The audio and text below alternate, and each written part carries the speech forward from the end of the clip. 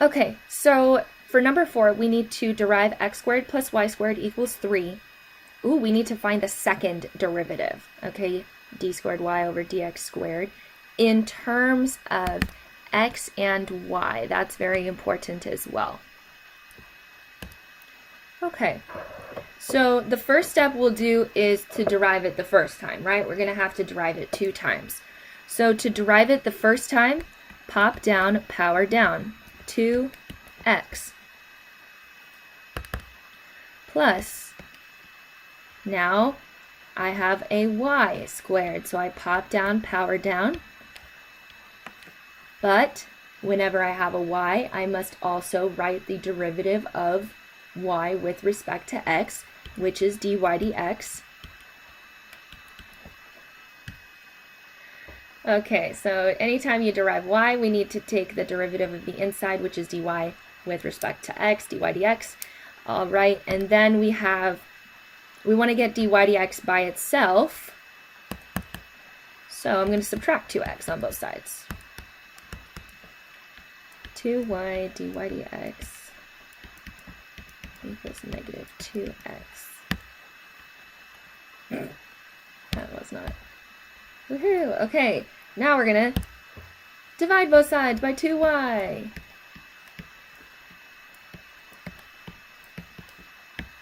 In case you're wondering, this is not the hard part of the problem. It does get a little bit more complicated. Negative 2 over 2 is 1, so negative x over y. Yay! We have found dy dx. But they asked me to find the second derivative of y with respect to x. So I need to derive again.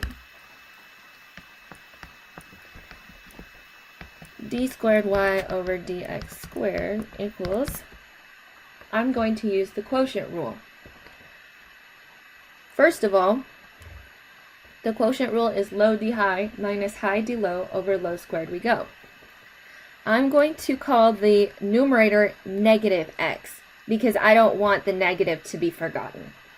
So I just decided to apply it to the numerator. Low d high minus high d low over low squared we go. So the denominator is the low, so that's y, and the high is negative x. Low d high, so the derivative of the high, I'm not going to do that in this step, I'm just going to do it in the next step so I don't get confused, but if you want to do it in this step, that's fine. Minus high, so negative x, d low over low squared we go. Okay. Is this an AP appropriate answer? No, still got d dx in it. Okay, let's continue. The derivative with respect to x of negative x is negative 1. Okay, not too bad. Negative x, so plus x.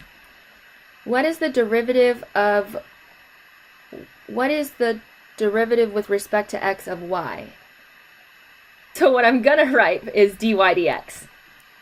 And yeah, we'll get to that in a second. Beautifully done. Okay, so yeah, dy dx is the derivative of y with respect to x. We have a symbol for that. Fantastic. Now my next question is this AP appropriate? Okay, so I have, some people say yes, some people say no.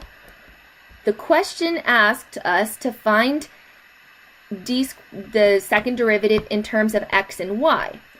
And because you still have this dy dx, then it is not entirely in terms of x and y. So this would be a negative y plus x times dy dx. We know what dy dx is in terms of y and x. It's negative x over y. We solved for it earlier. So we have to remember to refer back to dy dx to plug it in. So negative x over y, all of that over y squared. Is this an AP appropriate answer? Yes, it is. Okay? But it's not what you would see on the multiple choice. So I'm going to show you how they would simplify it. So you have, almost done, negative y, and then this would be negative x squared over y.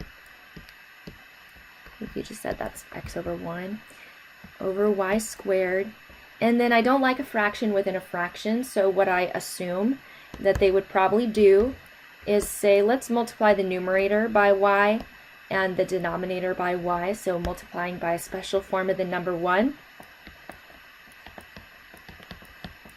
which simply gives us negative y squared minus x squared, right, now that y is gone, over y cubed.